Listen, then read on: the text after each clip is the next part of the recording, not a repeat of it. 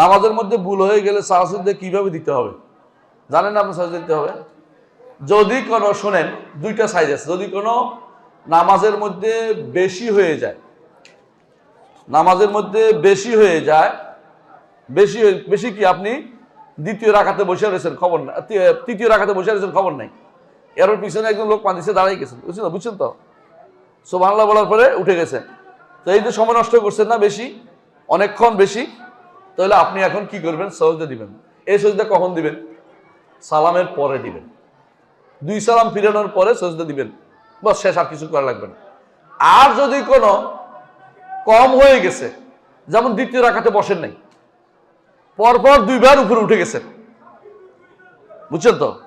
সেইটাতে আপনি কি করবেন? তখন আপনাকে সেই যেটা দিতে হবে সালামের আগে, সালাম ফিরানোর আগে 2টা সেজদা দিয়ে এবারে উঠে এদিক সেদিক সালাম ফিরাবেন, মানে আত্তাহিয়া শেষ করার, পুরোটা শেষ করার পরে, আদা আত্তাহিয়া না, বুঝছেন তো কথাটা? এটা হলো নিয়ম। জি। পরের মাসালা, বিতির নামাজ 2 রাকাত পড়ার পর বৈঠক করা যাবে কি? 2 রাকাত পরে যদি আপনি সালাম ফিরান, অবশ্যই বৈঠক করবেন।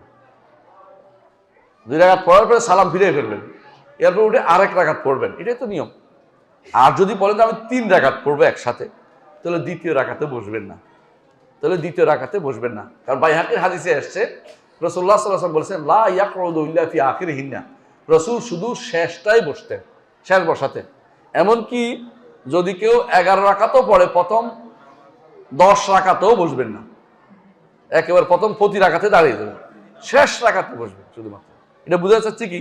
শেষ রাকাতে বসা হচ্ছে নিয়ম। 5 রাকাতে একবার সহিহ হাদিসে আসছে রাসূলুল্লাহ সাল্লাল্লাহু আলাইহি ওয়াসাল্লাম শুধুমাত্র শেষ রাকাতেই শুধু বসতেন, আগের রাকাতে বসতেন না। কিন্তু সালাম ফিরে ফেলেন, তাহলে বসে সালাম ফিরাবেন, 1 রাকাত ভিন্ন পড়বেন, কোনো সমস্যা নেই।